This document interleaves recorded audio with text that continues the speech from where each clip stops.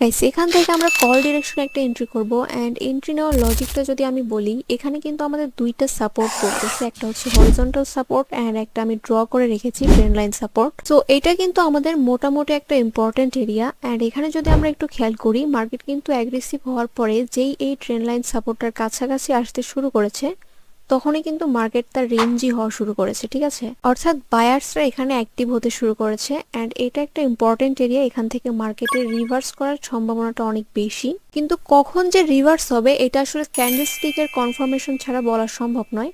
সেই জন্য আমরা কিন্তু এখানে একটা হিউজ সেফটি মার্জিন ইউজ করেছি। যদি এটা রেডও হয় তারপর আমাদের প্রফিট থাকবে, বাট এটা যেহেতু একটা ইম্পর্টেন্ট সাপোর্ট এরিয়া, দুইটা সাপোর্ট যেহেতু এখানে এসে মিলেছে, তো এখান থেকে আপনি যদি লং এন্ট্রি করেন 4-5 মিনিটের আপের জন্য, তাহলেও কিন্তু এখানে আপনি প্রফিটে থাকবেন। তো দেখা যাক এখন এটা আমাদের কোথায় ক্লোজ দেয়। আমরা যদি সেফটি মার্জিন ইউজ করেছি সেহেতু এটা প্রফিটে ক্লোজ দেওয়ার কথা। ওকে গাইস, তো এটা আমাদের প্রফিটে ক্লোজ দিয়েছে অ্যাজ ইউ ক্যান সি।